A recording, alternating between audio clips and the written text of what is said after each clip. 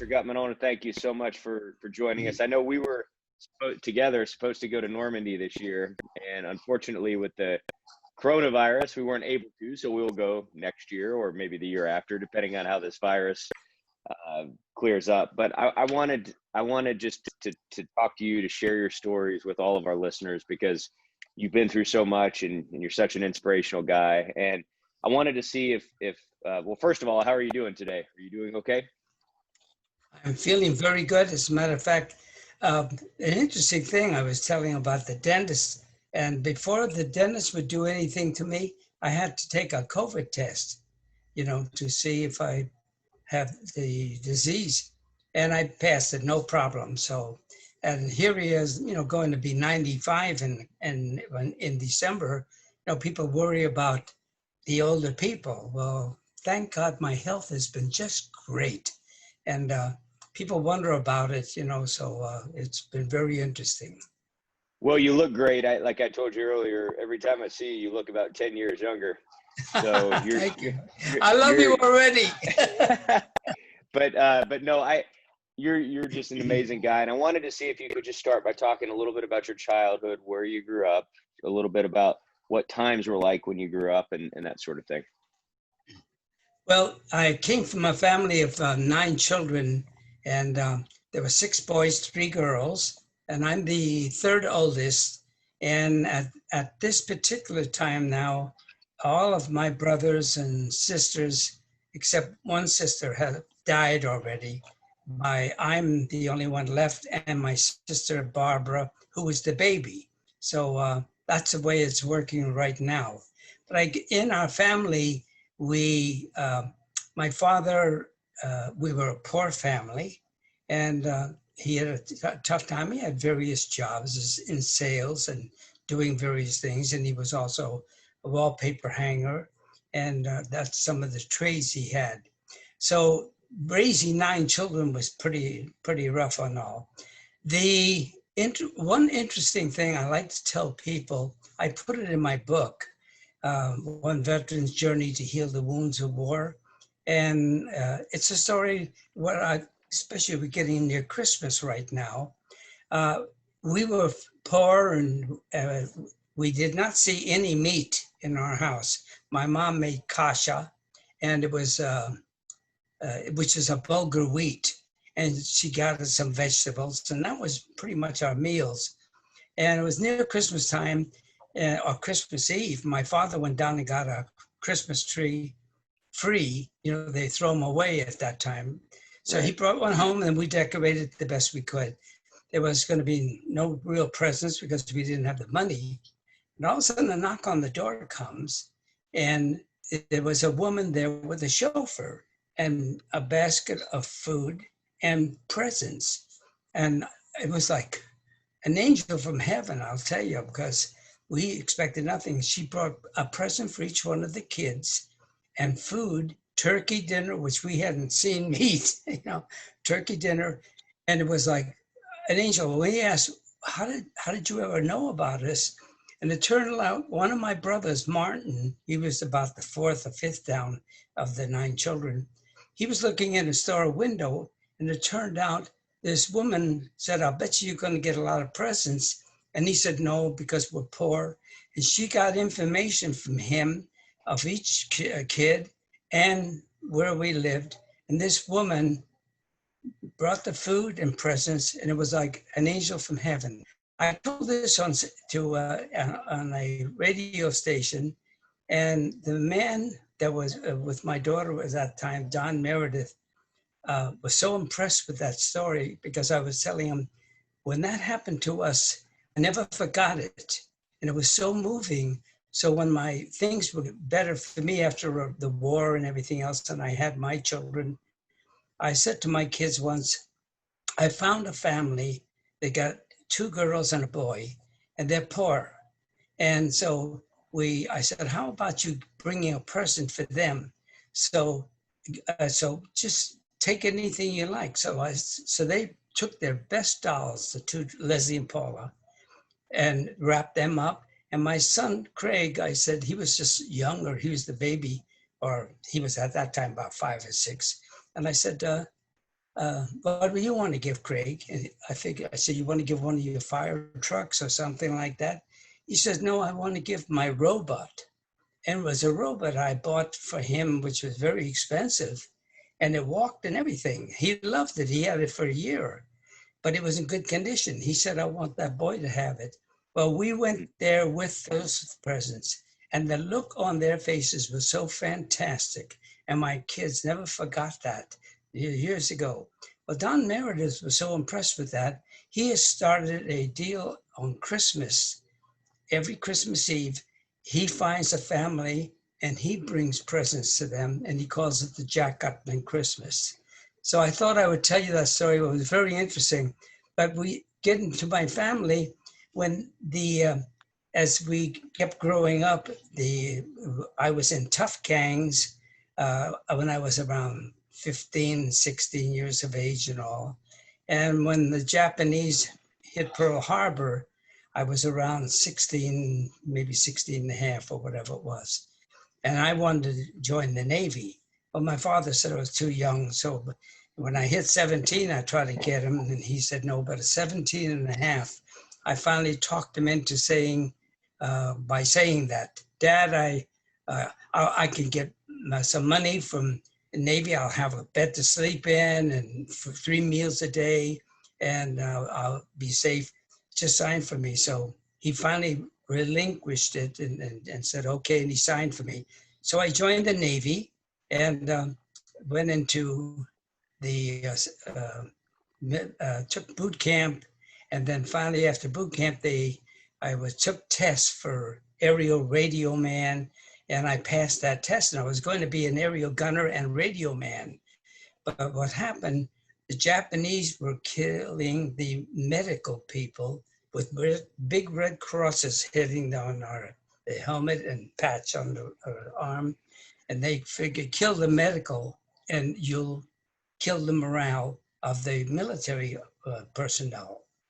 And so they took me off the radio man and sent me to medical school at Bainbridge, Maryland. And I hated blood. I mean, the sight of blood got me, but I learned pretty fast, especially with all the things we went through. And then especially when we went down the morgue and they showed us a whole bunch of stuff with bodies. And so you get used to it.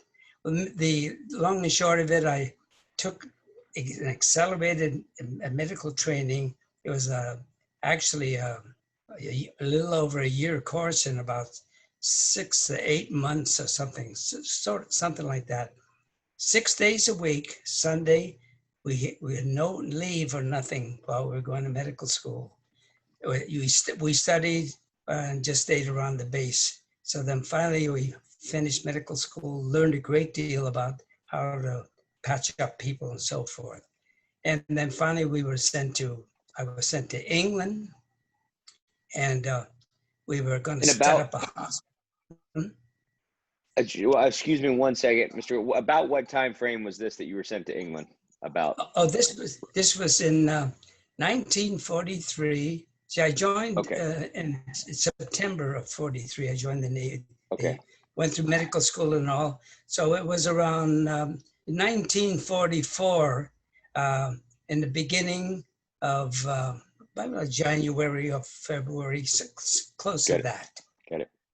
Got it. I was Very good. was sent to England, and we went on a troop ship called the, it was a huge ship. It was like the Queen Mary. It was called the Aquitania, and they had thousands of troops and everything. And so we went there, and we were to set up a medical base in England, in a town called Netley, England. That's Netlay. And it was a huge, huge hospital. Now, we did not know exactly what was going to be done. All we know, we were going to be setting up a huge hospital base with thousands of personnel that we had, medical, nurses, doctors, and everything. So we knew it was going to be something big, but we didn't know it was Normandy. As we were getting things ready, and it took about 4 months or so to get it ready. And it was very dirty. because it'd been left in disarray by not that the English, but the English just weren't using it that much. But it was the hospital. It was almost like a couple of blocks long. That's how big it was, and it was 2 or 3 stories, so it could hold a lot of people. But there was a lot of work that had to be done. So anyway, with all the personnel, we were getting it ready. But meanwhile, as things were getting on, as we got closer to June, which we turned out to be, we got leave. Like we would get a couple of days leave from the base there, and we would get a day or so to be off to drink in the pubs and whatever it may be. But we were being bombed by the English there. Not the English. While we were in England there in Italy, we were being bombed by the Germans. And we also had those buzz bombs. They had what they call buzz bombs. They went by them. They go so far, and they would go pop, pop, pop, pop, pop, pop, pop. And then when it stopped, it would go at an angle. Well, this was scary because, you see, we knew as a medical hospital, the normal planes or bombers would not hit a hospital. But the buzz bombs didn't know any better. All they did was, when it stopped, it went at an angle, and we saw the results of some of the explosions, which was devastating. And one landed near the hospital. And it was one of those crazy things.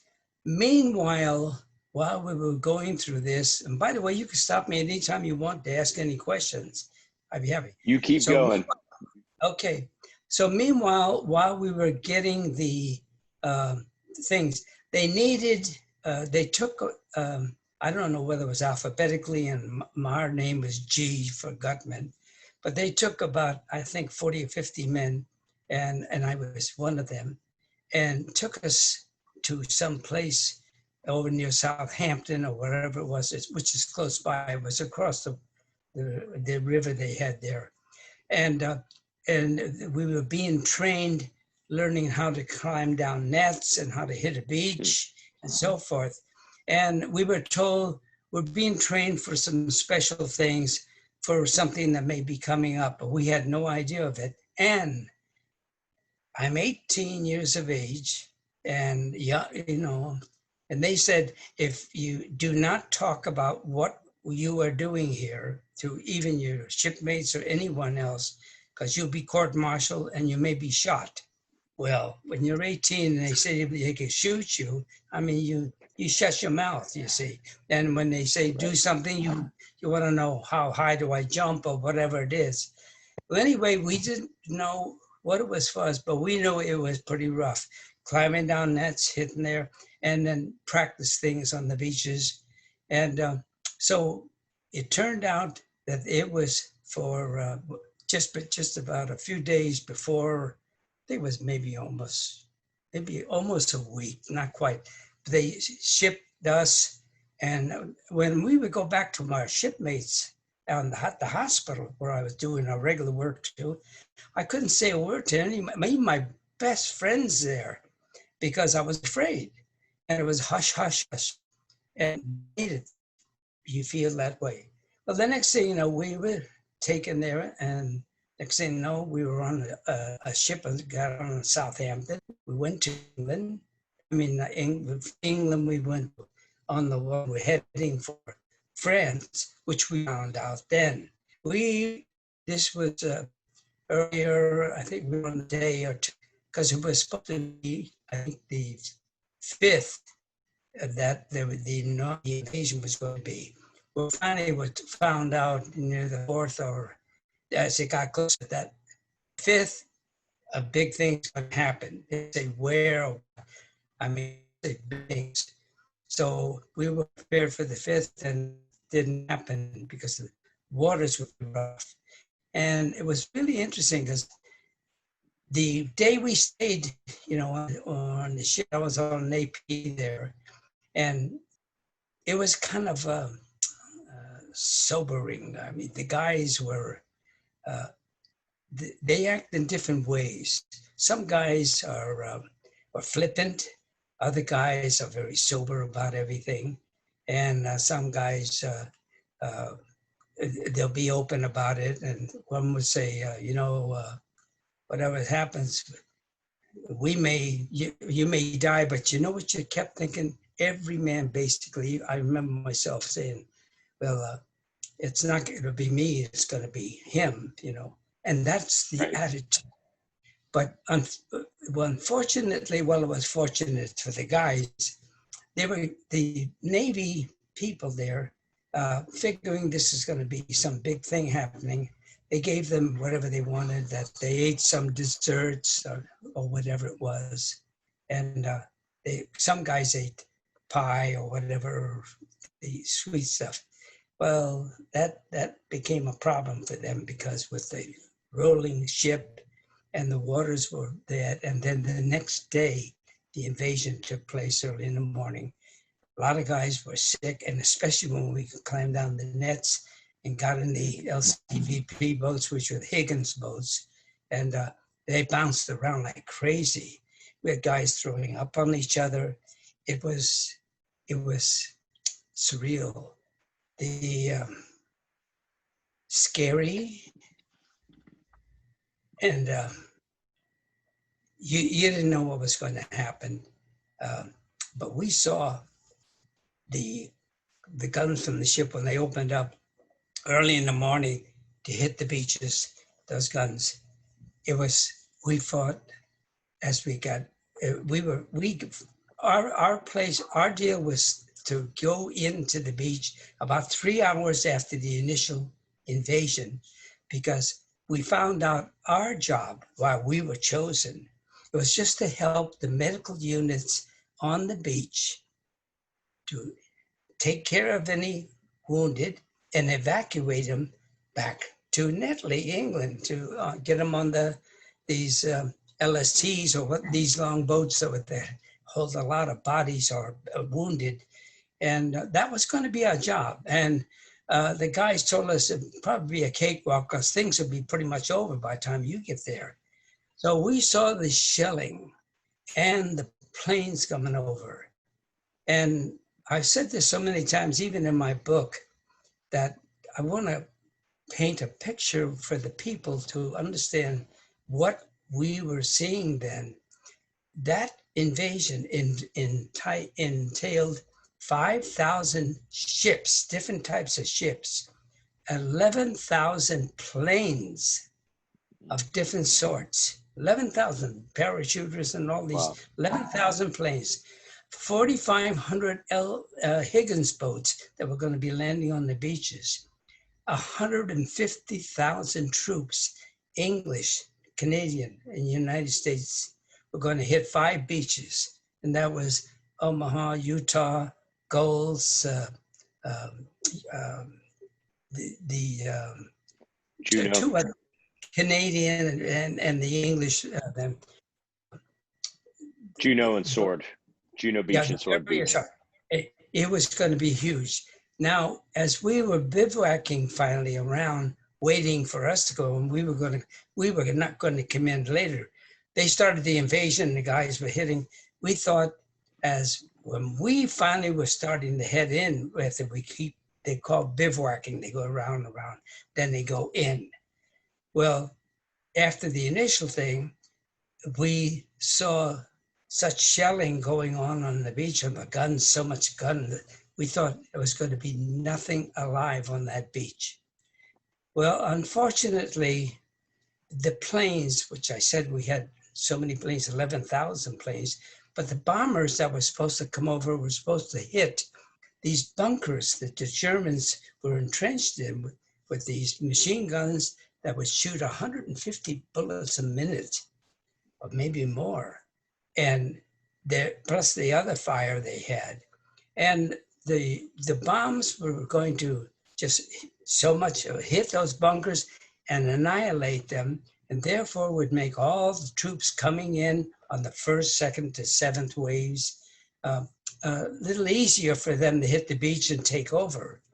Well, unfortunately, as the bombers were going over, which I found out later, not at that time, but I found out later, that there was cloud cover. And they said we cannot see the bunkers because of cloud cover. And they said, when you think you're near the beach, count 3 and drop the bombs. But unfortunately, the bombs dropped 1 mile away. Can you imagine that? So the only things that hit the bunkers were maybe some shells from the ships, but did not really do much harm on it. So the poor guys coming in on the first, the big, all the other waves were all led to basically a slaughter, because as they came in, as soon as those, the way it normally works out is that you got about 30 or 40 guys on a LCVP, the Higgins boat. And they're all there trying to stay down. As soon as that boat comes up to the beach, that's the way the practice was, see. Come up to the beach, the ramp goes down, and what you do is just run off on the beach and start doing what you got to do. Take care of the wounded, shoot, or whatever your job is to do. Well, what happened is that they had barriers and poles and stuff with mines on them. And if the LCV Higgins boat hit a mine, it exploded and killed everything around it, you know.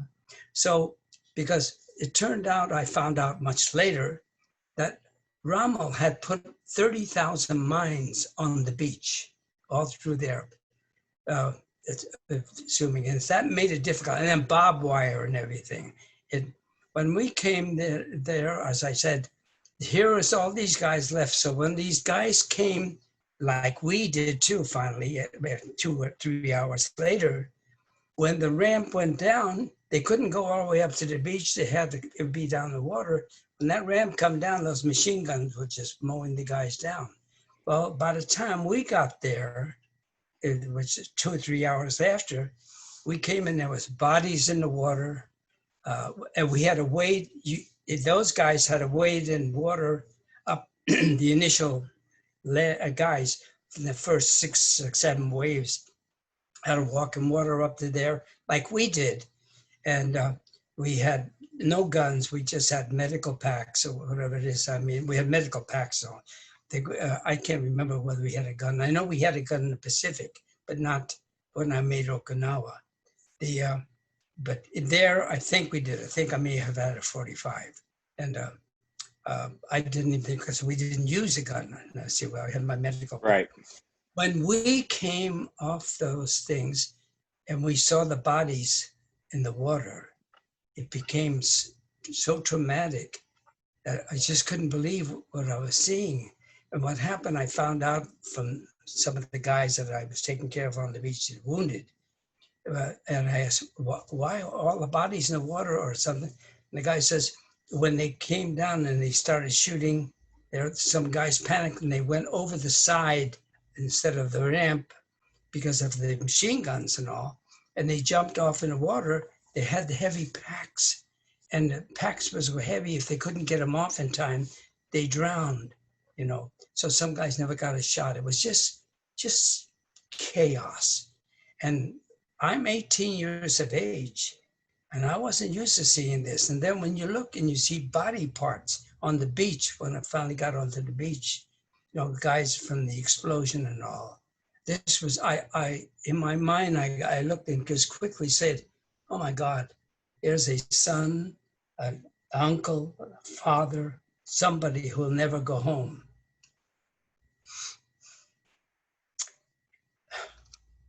Excuse me. No, understood. And I keep, whenever I tell it, it always flashes back, you know. And and while you're doing, you're in survival mode. And what you want to do is do what you were trained to do. So you're crawling along and you see a wounded guy. Now some were taken care of and some were not.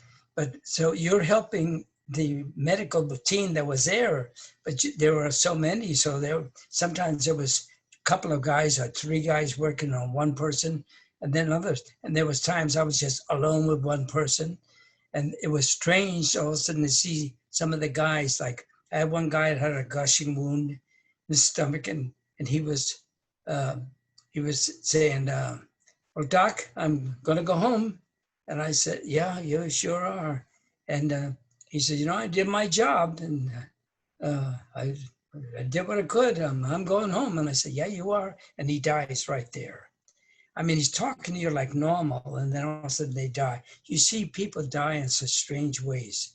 And um, I, I will mention this now. I always mention this to people, and I mention to the military people today that are fighting for us. And I want people to really honor these medical men, not only medical, I mean the military people, all Navy, Marines, whatever it is. All of you people out there, you military people, you are so important. And I want them to understand that they are part of a chain, and they are a link on this huge chain called the military. And if they break down, they're part of that chain or that link, then it falls apart. Now, it makes no difference whether you're a general or a private, because I'm going to tell you something. When I hit the beach in Normandy, and I'm just trying to survive and trying to do my job. I was Jack Gutman, Corpsman, first class. I did not feel important. I was just like a private as far as the Army, military goes. I mean, even though it's Navy, I didn't feel important, but I had a job to do. But when I came upon a soldier who was wounded, and he's crying out to me, Doc, help me, help me. I tell you, I became the most important man to that soldier at that time. And I want all you military people out there to remember you are important. Do your job, do it well, and we'll always win. That is why we won the war before. And I just wanted to bring that up. I'll tell you, in that beach, there was many wounded. We lost. We finally won. The thing was a catastrophe. We lost about 9,000 men. It was 2,000 that particular day, but we lost 9,000 men. And it was what we did finally is I was on the beach. Maybe I can't remember how much time, 5 or 6 hours, whatever it is, doing whatever I could for the wounded and getting them down to where they could on stretchers or where they could get them where we could evacuate them out. Right. And we put them on boats, and we headed back to England after 6 hours, but it was hell on that beach there. Unbelievable. And I know you've told me this before, and I know this is in your book, and we're going to talk about your book here in a little bit, but I know this is very difficult to talk about, and I can see the pain in your eyes. I can hear it in your voice. And I thank you for talking about this because, for people to even just understand to a small extent what it is that you went through and those other men went through on that beach that day. And we understand now the freedoms that we have because of you and what you did. It's very important. And I thank you for being able to talk about that. And I know based on what you've talked about, the amount of chaos that was going on that day around you. I mean, I know there was chaos everywhere. There were bodies everywhere. As you said, you were doing every possible thing you could. And I don't know that there's ever been a military mission since that's been like that. It was potentially the most important military mission in the history, maybe of our country, maybe of the world. And for you to again be part of that and talk about it and just let people know, give some people insight, it's a very powerful thing. So I want to thank you for that, Mr. Gutman. One of the after this was over and we went back to England with the wounded, and we had many men that died on the ships going back that were pretty badly wounded, and then those who died at the hospital. And after I was finished, I thought another month went by, and then finally I was sent back to the United States for 15-day leave, or 15 or 20 years. Well, I forget how many days then. 76 years ago, I can't remember then. But Sure. however, I thought I would get a hospital stateside because I'd been, in this thing. The next thing you know, I get orders that I'm to report to Oceanside, California, to the Navy base there called the Beach Battalion. And I guess because of the experience I had, and they needed medics, because of the Japanese and killing medics. I wound up there and also training with the Marines, because we are the Marines medics, you see, the Navy. So I went there and trained with Navy base and also the and Marines. And I finally wound up again climbing down the rope ladders on the ships and landing and all that thing. And so I wound up on the way to Pearl Harbor, where we also loaded up and went on to Okinawa.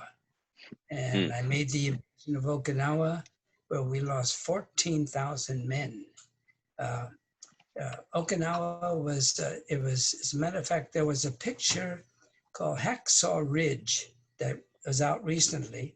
And it talked about this wonderful, I admire him, that medic that didn't want to carry a gun, but he saved, I don't know, over 40 men by dragging them and bringing them down a mountain. They lost so many men there. And when I saw that picture, all of a sudden I saw the date and I went, oh my God. At that same time, I was on the beach. You just hit the beach there on that time. And we kept seeing all these bodies coming through and wounded. And I couldn't understand where the heck. I said, my God, things are happening in the caves. It wasn't a whole lot on the beach. There was wounded on the beach, but not a lot. It was all in there. And I couldn't understand, but when I saw that picture, Hacksaw Ridge, I realized that's what it was. And there you saw these men, these are just young boys, 18, 19, 20, maybe 19, 20 or 21, some were 18. But it was, and again, all of this, I am now 19, you see, because this happened almost quite a year later, and I'm 19. And that is all of us staying there. I also saw, when I was working in the medical units on the ship, on our buoy, it was our ship called the buoy, APA. I was helping in surgery, and then when I was taking a break, all of a sudden we got attacked by kamikaze planes. These were Japanese young pilots that had one thing to do, and that was travel with a bomb under a plane and one way and go right into a ship and die with that bomb as it hit and killed many, many people. And I saw when the guns were going off, I was having a cigarette on a break, and the bombs, I see these planes coming. The first time I ran across anything like kamikaze, I never knew of anything like that. And I see these things, and I see this one kamikaze plane coming in low. I'm running to my deck, to my unit, so I can start doing what I'm supposed to do. And I look over and I see this plane coming low. I could almost see the pilot thing with that stunned look. And it was between our ship, the buoy, and the battleship New Mexico, right across the way. And he comes in between both of us, and he makes a turn, and he goes right into the bridge of the battleship New Mexico and killed 80 people, including the captain. I saw that explosion. I stood there. I could not believe this was a man that gave up his life. He was there 1 second and gone the next. And that made a tremendous impression because my job is to heal people. And here is a man giving up his life. And that's what these Japanese kamikazes were doing. And they killed lots and lots of people because they sent, I don't know, 1,400 planes. And I think at least 10% got through and hit ships and all. So that was another horrible thing beside what was going on the beach. So all of this is now in a 19-year-old mind. And from Normandy and that, all these things, I couldn't understand. I was starting to have crazy flashbacks, you know, and that started my deal where I thought, well, we called it battle fatigue. And they said you would get over it. So we didn't know the word PTSD, post-traumatic stress disorder. And that was what I was going to happen to me. So that's, I'll just leave it to you, make any questions you want. Well, and I want to talk about that PTSD here in a second, but I was going to ask you, after having seen what you saw in Normandy, you know, on Omaha Beach, after having seen that, now you go back to the States and you feel like, wow, I was very lucky to make it through that.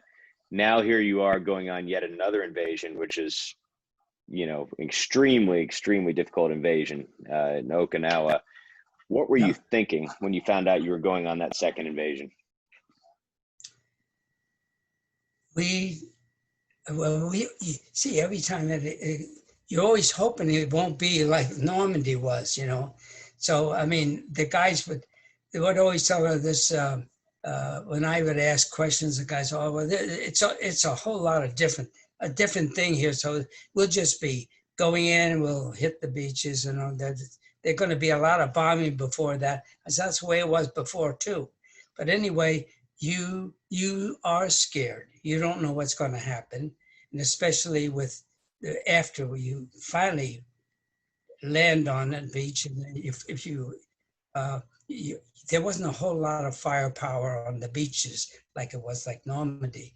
It was all inland, but the casualties coming from it, and then the kamikaze planes, that added to it. That was a new thing we not used to, and it's scary. And all you do, you're in survival constantly, and you're always hoping, will I make it this day or what? And you see people all around you sometimes die that you were talking to and joking with, and it's pretty traumatic. You know, it's I think people get so wrapped up in movies where they make it and they don't understand what it is when a man dies. Even I mean, on the beach, the things they're crying, mama, mama, and begging, and it's really pretty sad. And one of the things that I had to live with all the time is I kept feeling I was lying to them. You know, when they would say, "Am I going to make it, Doc?" And I'll say, "Yeah, you'll make it." And it's scary. You see him die. Well, then I realized it was like for years I carried a deal in my mind, along with my other problems I had with PTSD, was when I wanted to take care of a man on the beach, and especially Normandy and all that, and there was the openness and all that thing, and I had to drag a dead American young man over as cover to protect us, because there's no big cover on the beach, you know. And I carried that, and I said, how terrible of me to do that. And using a dead American soldier as protection. And it was interesting because for years and years I carried that thing. And then finally I was talking to my grandson, and I told him about this. And he said, Grandpa, if you were that dead man, would you want someone to use your body to protect another man that's alive? I said, absolutely. He says, you answered your own question. That helped me. See, just a young kid gets some ideas, but it's crazy how you just carry on things. But all of these things, they were just build-ups for things. And after what I know I put it in my book and all, but after Okinawa was finished and we took the wounded back, I got a 5-day leave and so forth in Pearl Harbor. And then when I came back, they said to me, they were loading up loads and loads of troops, and we were going back, and I go, we knew this had to be Japan. And so I was on the way for my third invasion to invade Japan. I mean, Normandy, Okinawa, here is Japan. And we were going to go into Sasebo, the naval base there, and they had to go to an inner harbor with big cliffs on each side with guns in there, which we found out. Because as we were going in, and they dropped the first atomic bomb, before we got there, the Japanese didn't give up. They dropped the second bomb, and then Japanese surrendered. We said, oh, thank God, no, we're going to go Pearl Harbor. And they said, no, go into your designated deal. So we went into Sasebo. And when I looked at those gun emplacements and the hills and all, we would have been like ducks in the water. I don't think I would have made it on that one. But what happened when we were coming in, instead of gunfire, they were waving to us. And I said, thank God for that. And we occupied Japan for Sasebo, the naval base, for 2 months before they finally loaded us back on the buoy again when they came back to us, pick us up. And we went back to Pearl Harbor, then on to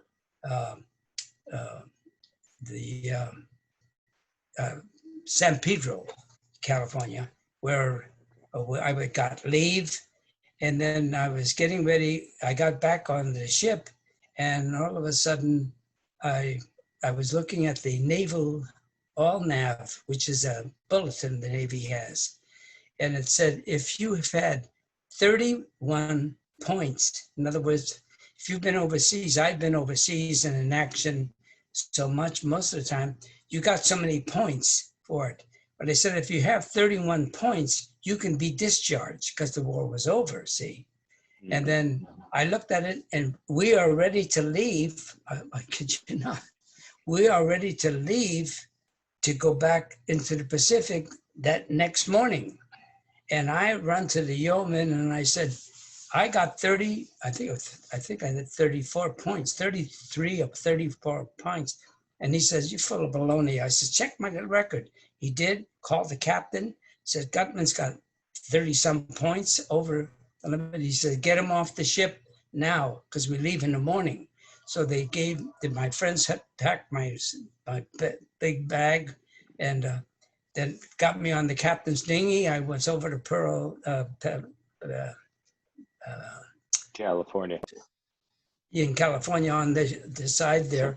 And they didn't know what to do with. I gave them my papers. They said, well, we don't have your papers all set up, so we'll give you a 24-hour pass to California. They gave me some money, and I went there and had a wonderful time. When I came back, they had my discharge all set and a train ticket and all, and I went back. It was December. My birthday was December 19th, and I was home on the just before my birthday, and my family just blew their mind because I went in at 135 pounds. I came out at 170, but muscle. Wow. Muscle.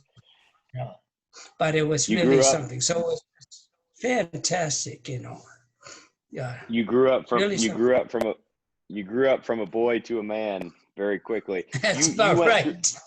you went through more at age, nowadays, I mean, look at the kids nowadays.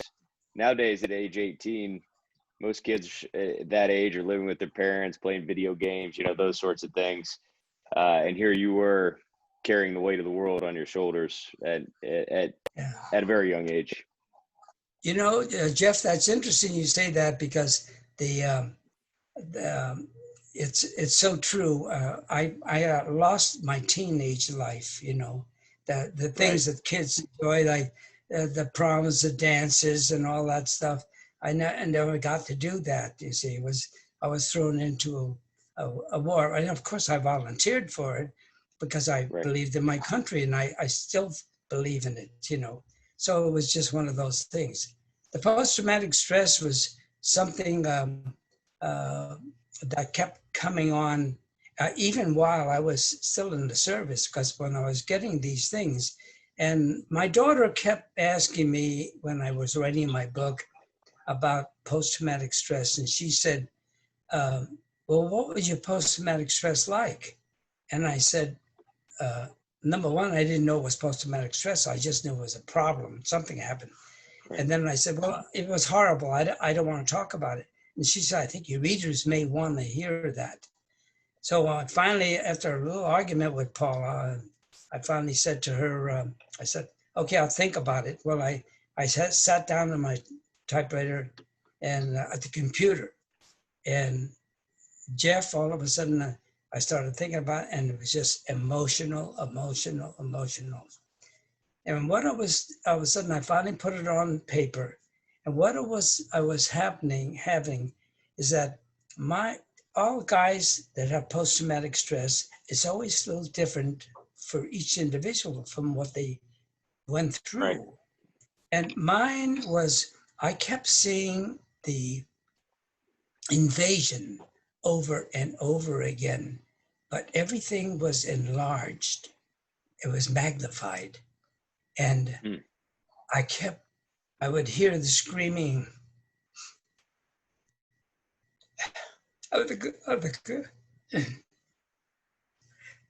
screaming of the guys, all magnified.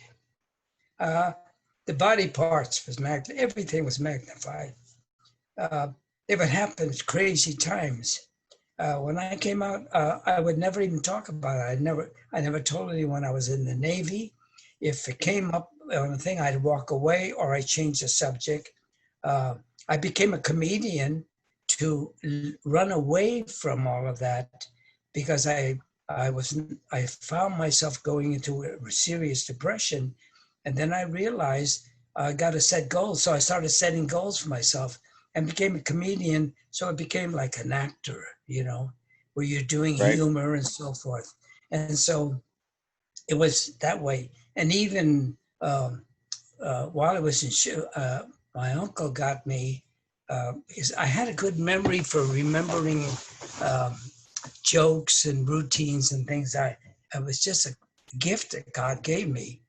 But my uncle was visiting, and he was a singer dancer with my aunt, and they were visiting us for. My mother had Sunday dinner all the time, so he was stopped in New York City because he traveled all around the country. So my father says, Jackie does a lot of jokes and all that stuff, and he had me do a couple of jokes for him. So my uncle said, that's pretty good, he says, and I did impressions of some actors, and he said, um, work on a routine, Jack. And he said, maybe I can work you into my act in show business. And so a month or so later, I was working on a routine. I called him up and I did a little routine for him on the phone. And he says, I'll put you in my act. And he sent me money, and I wound up in Florida. And next thing I know, I wound up doing humor. Well, that helped me to forget, except when I went to sleep at night, or all of a sudden, out of the blue, a flash would come and bring back all those crazy things. And I couldn't understand what it was doing. But the humor helped a great deal. But the one thing about that humor, and it's part of my life, so I just say it. I was doing a show. I started when people were making $50 a week. $50 a week. My first paycheck in show business was $250 a week. Then I went to Wow. 500, 750 a week. Then I was making 1,000 a week, in show business. And that was big money then. That's back in 1946, 47, and we dressed up and everything. So my uncle, we had a good act. Everything was fine. But when I went on my own, after my uncle decided he wants to do, we split up because I stayed at one club and he went on with my aunt doing other things. But I clicked in show business, and I was at a club, and my routine was kind of like a little risque at that time. I wasn't a Christian, and as a matter of fact, it's interesting. I went through all these invasions and the occupation of Japan, not knowing God in my life. And I wasn't that concerned. One guy talked to me one time, I mentioned in my book, and he talked about Jesus and everything else. And he gave me a little Bible, and I carried it in my pocket. I figured if a bullet hits me, maybe that'll stop it. That's a crazy thing to think about, Well, Right. anyway, I'm in show business and I'm doing well, making big money. And I was taking a break, and one of the guys from the band comes over, and I'm having coffee because I did 3 shows a night in Charleston, South Carolina. That was called the Caballero Club, and it was a huge club. It was really something. And he said, "Could I have coffee with you, Jackie?" And I said, "Yeah." And he said, "I went under the name of Jackie Walker." And he says, "Do you know Jesus Christ?" And I said, "Well, I've heard of him." And he said, "Have you ever accepted him?" And I said, "No." He said, "Would you like to accept him?" And I said, "No." And he says, "Why not?" I says, "Because I'm going to be honest with you. I have these pet sins I'm enjoying, and I don't want to give them up." And he said to me, "Well, Jackie, why don't you do this? Tell Jesus that you got these pet sins and you are enjoying it. And if he doesn't want you to have them, let him take it away, but accept him as your savior. It would be beneficial for you." And I looked at him, and I said, "Are you crazy?" And he said, "No, I mean it." So I took him as a challenge, and I said that, "Jesus, I accept you as my savior. I got these pet sins that I enjoy, and I don't want to give them up. So if you don't want me to have it, you have to take it away." And I accepted him. And from that point on, I kind of changed my routines a little bit, my jokes, and they still got laughs, And from that point on, I became a Christian, and I never looked back to this day right now. So it just changed my whole life. And my life now is reaching out and touching lives. I speak at any place I can. I love the military people. I try to tell them I don't want anyone to commit suicide because there is hope. I went through post-traumatic stress for 66 years, and I did the craziest things. And then a guy named Dylan Bender, my therapist, took me almost 3 years and cured me. I remember the first time he went through post-traumatic stress with me, first day, and he took me back. I think he either hypnotized or whatever it is, but he took me back somehow, back to Normandy. And it was traumatic for me. That was my first session with him. And I broke down crying. It was traumatic for me. So I said to him, "Wow, I don't know if I can go through this." And he said, "Those are like ice cubes in your head. They're memory ice cubes, and we will melt them down eventually.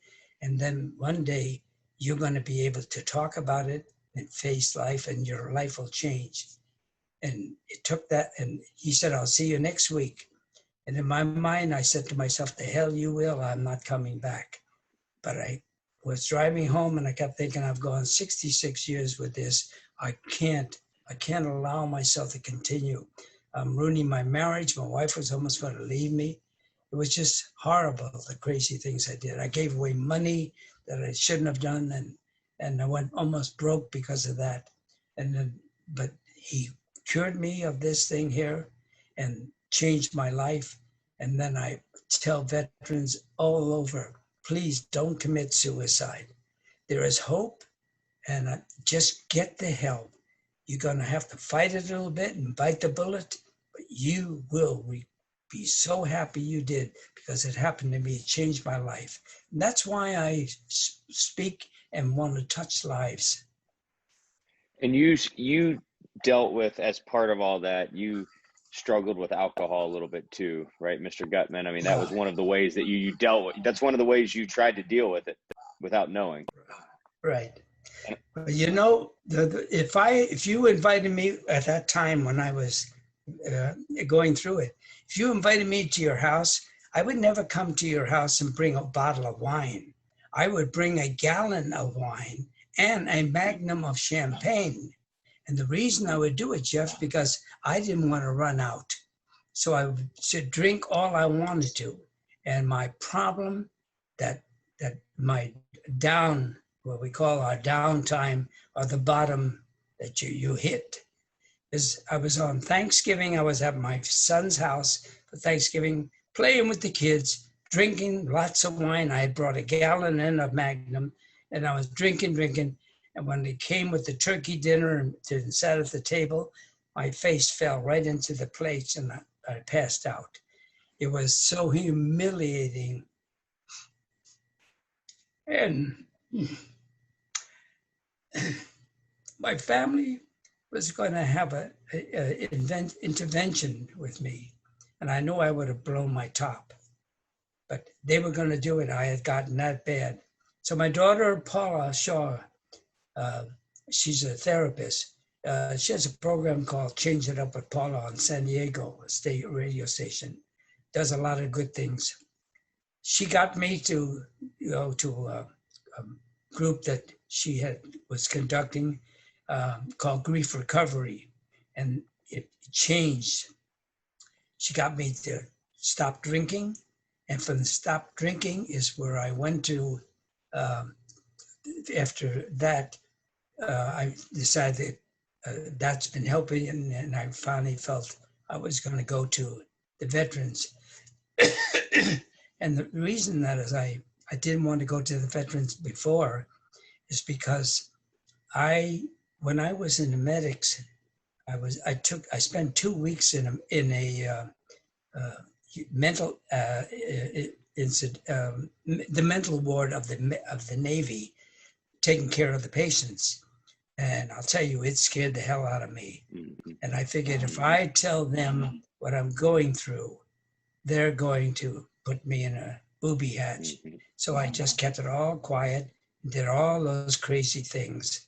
And it was just insane, the things I was doing. So it worked for me, changed my whole life. I thank Dylan Bender, I changed Paula Shaw, and so many of the various veterans that I've had to help, I've been able to help too through the years. And this Mr. Gutman was later in life, right? This transformation that you went through, this wasn't when you were, 30 years old. This was later in life, right? Absolutely. It happened when I was, in my 80s, because now it's amazing. That's amazing. And what you've accomplished, you're on December 19th, you'll be 95 years old. Right. And what you've accomplished in the last 10 plus years, let's just say, you've touched more lives than many people touch their entire life.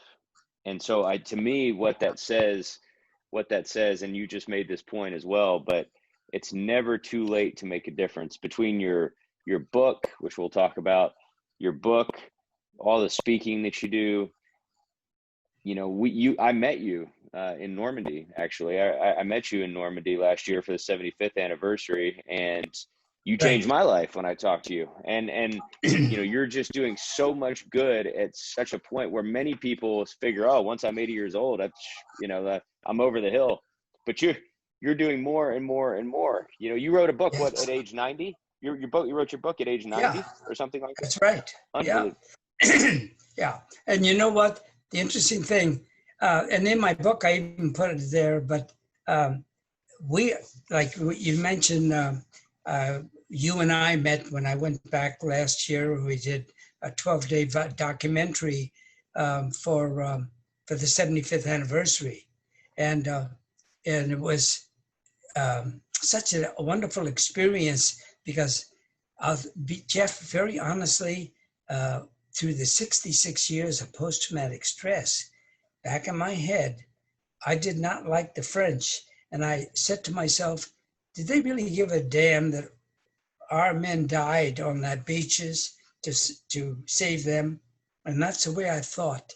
And when this man, George Ciampa, that set up the group for that last anniversary, for the 75th anniversary, which we meant that got the documentary. I think you got one also, right? A documentary. Wonderful documentary. Wonderful documentary. Absolutely Yeah. wonderful. I did. Well, he got with the various people, American Airlines, and all these wonderful donation that people got. And we went there. I went there with an attitude of, I don't know if I'm going to be happy with these French people. But when I Mm-hmm. got to Normandy, I'll tell you, the love that they showed, we were treated like rock stars. I know what a rock star feels like because they want to touch you, they want to take pictures of you, everything. And it was just, I fell in love with the French people. They still do it today. They keep flowers on the graves. They take care of the graves. They teach their children about the what we did, and oh, what a change in life! It just changed my life about it. So if God works it out with the virus or whatever it may be, and we can go back again, I'd be happy. I got people there that I've loved, and as a matter of fact, interesting. I've I call a write to some people in France still. And there was one person, I can't mention her name, it's just privately, but she came over to my table and knelt down and was telling me about her problems and how much she appreciated us. So I talked to her and prayed with her and told her that, you know, she lost her husband, she has a child. And I said, God has something planned for you and all. Well, it turned out she wound up later on, she wrote me back there that I couldn't find a love in my life anymore since I lost my husband and all, but I finally found another man that changed my life, and I want to thank you for touching my life. And I said, well, even across the country, I mean, across the pond, you can touch lives no matter where you are. And that's why I do it, and I'm happy to do it. And what did that do for you internally to go back to that place and that beach? When I saw you, by the way, when I first met you, I remember this like it was yesterday. I walked up behind you, and it was right after the 75th anniversary ceremony there at the cemetery in Colville-sur-Mer, Right. and you were sitting with two other veterans from Yeah. that from D-Day, and you guys were all sitting in three chairs, and you were looking down at this window down on the beach on Omaha On Beach. Omaha Beach. And That's right. And oh, we were thinking, I flashed back, and as a matter of fact, even when, if you saw in the documentary, I'm walking on that beach itself with my son, and I broke down there because at there, when I was sitting up there, as you were talking about, it was just flashing back, and I was just thinking back about how horrible it was at one time, and now the tranquility, it was just surreal. It was really something, you know. it's hard to explain for me because obviously I wasn't there when you were there. but I've read about it and talked to guys like you about it. But to be there on that beach, to me, it's one of the most beautiful places in the world. And I know that there's so many bad things that happen there, but there's this feeling now of peace. It's strange. It's you step on that beach and, as you just said, tranquil, but it feels very peaceful. It's like I don't know, but it's like the men that fought there and died there know that they died for a very special purpose, and there's now a sense of peace. And you're right, the Yeah, French people are just amazing. And I just I don't know. You describe it better than I can, but it's just an amazing, amazing place. yeah. But you know, when I walked on the graves, walking along the grave, which is in the documentary, and if the people want to get that documentary, all they got to do is write uh, "Let Freedom Ring," George Ciampa, Ciampa, George Ciampa, and you can buy it from him, uh, and you would see a great documentary. But when I was walking on the grave sites with my son, and I even think I mentioned it there. I think I mentioned it while I was there, that I broke down because of the fact a lot of those guys laying in those graves, I took care of some of them and saw some of them die, and they're laying there, and there was just young men, So, and all of a sudden come back. I'll tell you one thing. That trip was so um, great for me. It was my closure, uh, where I finally got back to feeling right about the French people, and then seeing a lot of the things, and then being with the men that also were there and sharing stories with them, and kind of hearing that what they went through just touched my life and just changed me completely. I mean, that was edifying for me. It was great. Well, and it changed the lives, as you said, of all those people that you touched, from the French that your lady that you're corresponding with, to all like people like me that you met. You have inspired me to do a lot of different things and to tell these stories. And it's amazing what you've done. And I was going to mention too, I've had the opportunity over there and otherwise to meet, other men who were there on those beaches. I never met anybody who had been involved in the Normandy invasion and also in Japan, in your case, In Okinawa. Okinawa. Yes, and not only that, but you worked right alongside the Army. As a Navy Corpsman, you worked right alongside the Army, and then you also worked right alongside the Marine Corps on Yeah, two of the that's most right. pivotal invasions in our history. And so you've seen all different perspectives of of war, from top to Yeah. bottom. And I've never met anybody that's been through what you've been through. It's interesting when you say that, because while I was at the VIP center where I met you, and by the way, you were so instrumental in my life. At the time when we did that thing, I didn't think too much about it.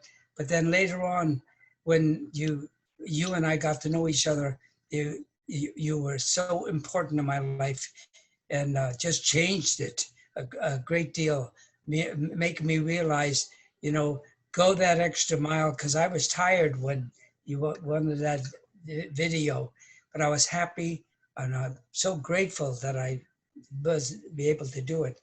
But while I was at the VIP center, just before I saw you, the Secretary of the Navy came in with his wife, and he saw me and he said, "Oh, you were Corpsman."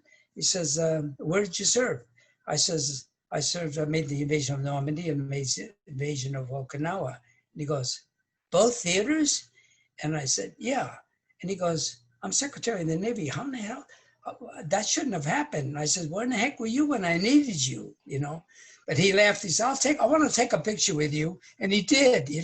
So, but it was true. And what you just said triggered that in my mind, because that's what it was. Because I have had a few people say, I don't run into too many people that was over there. Well, it was one of those things. And then all of a sudden, had they not dropped the bomb, Truman had not dropped that bomb, which people can say what they want to say, but we would have lost millions of people, because what Japanese did on Okinawa showed us the tenacity of those people in fighting, and they were going to do worse to save their land.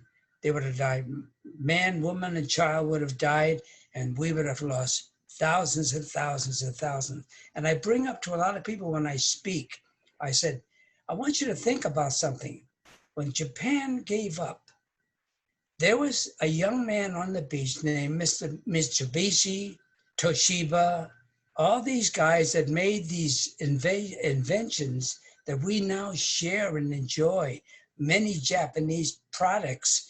And then there were many Americans that lived because they didn't have to take that invasion, and because they gave up. I says that also developed wonderful items that we enjoyed in our life today. So God was really in charge there, and I'm grateful for the way it was. Absolutely. And a lot of people, when they hear Navy, me being an Army guy myself, you know, when I hear Navy and even the Navy's role in World War II, I think more of the battleships, and I think of the, you know, the LSTs themselves as they're coming in. And I think of all those things. A lot of people don't think about the corpsman and think about the fact that you were on the ground in the midst of all of this combat, supporting, you know, the Marine Corps, but also the Army and anybody else you were asked to support.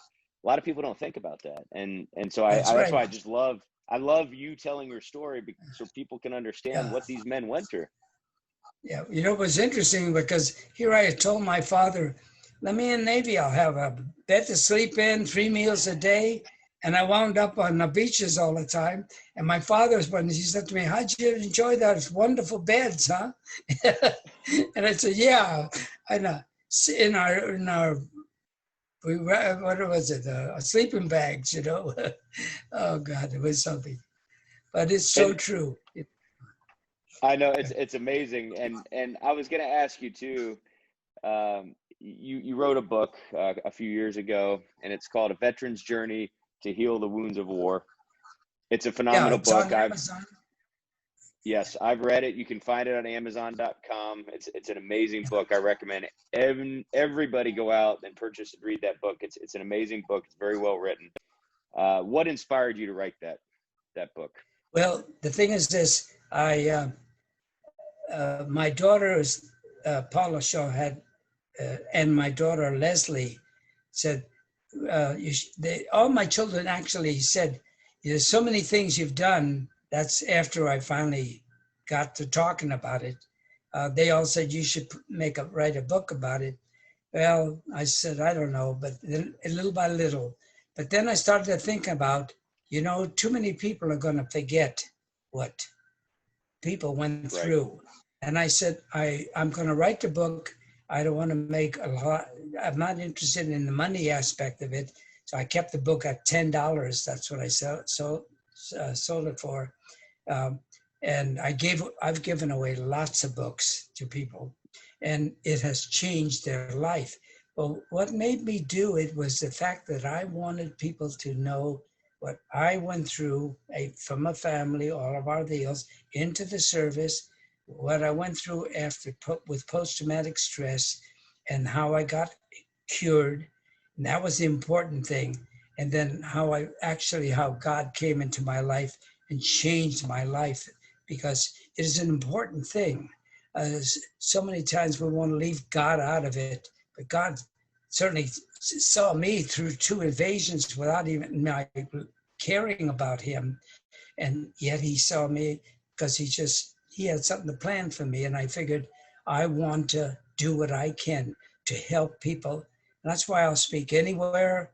And I don't charge anything. And I just want them to do it. I want them to feel that there is help for them, you know, military or people going through various stress deals that are mentally, that's mental for them. So there is hope, definitely. Well, and as you just said, you may not have accepted God yet, but he had faith in you and he had a plan for you, and eventually you did. And now here you are again. Many people, when they retire at age 60 or 65, they say, well, we're kind of over the hill, but here you are later in life and you're still inspiring people, spreading goodness, and you physically look younger every time I see you because you got such great energy. Thank you. I was telling people, I said, well, I'm in my what I called my metallic life. I got silver in my hair, gold in my teeth, and lead in my pants. So that's the way it is. I was going to ask you one more question, Mr. Gutman. Yeah.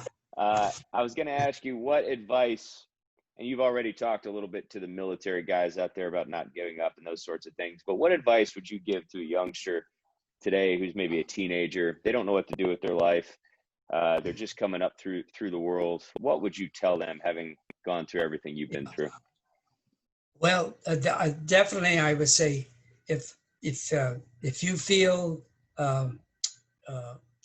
that your life is just kind of a mess, or you don't really know what you really want in your civilian life, and if you want to go into the military, choose whatever makes you happy. Some people like Army, Navy, Marines, whatever it is. It depends upon you as a person. And then, but the thing is this: when you go in with the idea that you are going to become something to help that unit that you join, so that you'll be better. Like I talked about the chain link. No matter where you are important. You are truly an important person. I mean, like I said, just about my deal, my job, what I took care of that person, I was important to them. No matter if you're a radio man or you're going to shoot, do the very best you can. You will be happy for it. And then if you can learn a trade while you're in the service, like I had a young man, he went in to the Afghanistan and all, went in as just a rifleman to fight. He said, I want to fight. And I said, well, if you get a chance, maybe you want to go in the medical field or some computer thing and all. Well, he served, I think, 1 or 2 deals in Afghanistan, finally came back, and he's a friend. He's the son of a very good friend of mine. And he is now a cyber warrior. He went to school, wow, became a cyber warrior. He decided this is what he's going to do. Now he's got something to hang on to, even when he comes out. Whether he stays in or goes out, he's got something to hang on to. And that's what I say to all of you people. While you're in, take advantage of the training and the benefits that they give you, because it's great training. They're great people. And the veterans, personally, since when I came out from the service, the veterans have taken care of me as far as my medical goes, my dental, my hearing, everything else.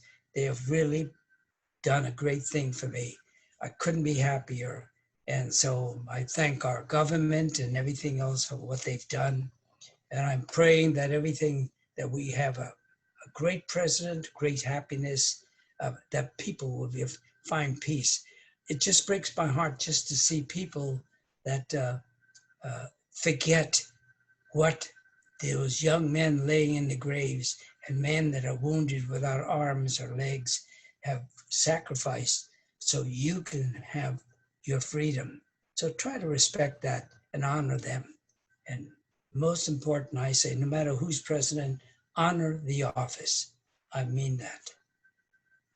Well, that's phenomenal advice, and I so appreciate everything that you've done, Mr. Gutman, to inspire people.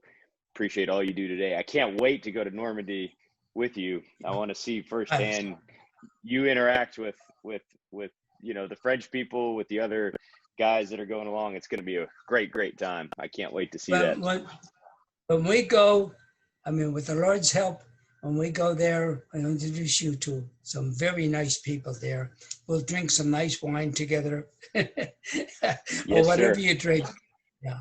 But anyway, I personally want to thank you, Jeff, because uh, you have given me such hope in my life. And I think being able to believe or think in my mind that I can go back there again just touches my heart, because I want to do it so we can touch more lives. And I think together with the people that you have, the other veterans or whatever we have there, that together as a team, we can touch many lives and just change their thinking.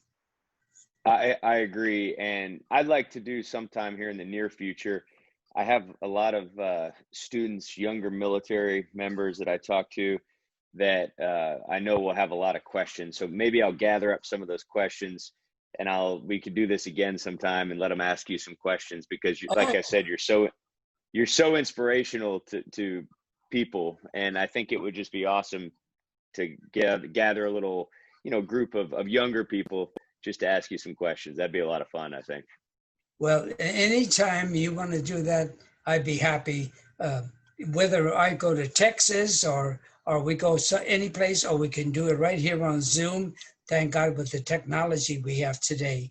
And so God bless the technology. And Jeff, seriously, I'd be happy to talk to any group, whatever, or particular individuals that are going through certain problems. And I always pray every time I don't get diarrhea of the mouth that I will just do the best I can to touch their life. That's God's mission for you, I think, because you say it Right, so articulately. absolutely. And well, very last question. Over the years that we've known each other, you've told me some pretty funny jokes here and there. So I think it would only be appropriate if we could close on one of your famous jokes. Take your pick, whatever you're in the mood for. Let's see. Well, let me think. One of the jokes that I used to always tell. There was a man that he saw a man hit by a car, and he gets on the phone and he goes, "Hello, this ambulance service?" He says, "Yeah."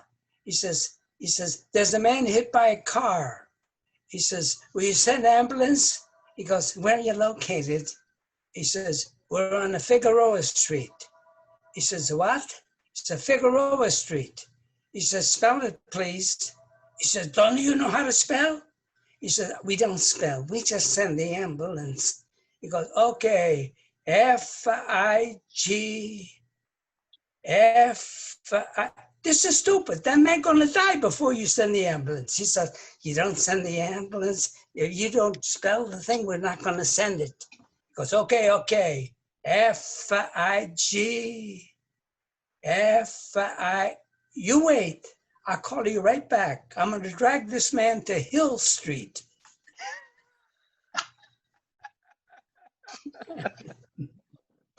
By the way, I just have to tell you, I may have told you before, but a woman said, I had a bad day, and I asked why, and she said, "Well, my ex-husband got hit by a bus, and then 4 hours later, I lost my job as a bus driver." Oh, Mr. Gutman, you're the best. Well, you know what? God gave me a gift to remember so many jokes and so forth. And I've learned memory things to help me stay there. As a matter of fact, just as last week, my wife was at the eye doctor, and I says, "Oh, I got some time. I think I learned all 45 presidents, the names of all 45 presidents by memory. And my mind, it just stimulates my mind, and I learned it. So it was interesting. Like, for instance, the 40th president is Reagan, the 30th is Coolidge. And you go through 22 happened to be Grover Cleveland. And then he was also 24th president too. So I learned all these things, but you just, keep your mind going. And of course, I love to read. And I just finished this little book here, and happened to be about the age of the, it's called The Rise of the GI Army. This ended my 22nd book this year. I finished. So that's another thing. That's why you're Yeah. so sharp, as you said. That's why your mind is so sharp. Anyway, Jeff, it's been so wonderful talking to you and the audience, and I pray this will maybe help people. I thank you, and you have become a very good friend of mine, and I'm so happy Likewise. I got to know you. And Well, love to your family. You too, Mr. Gutman, and it's an absolute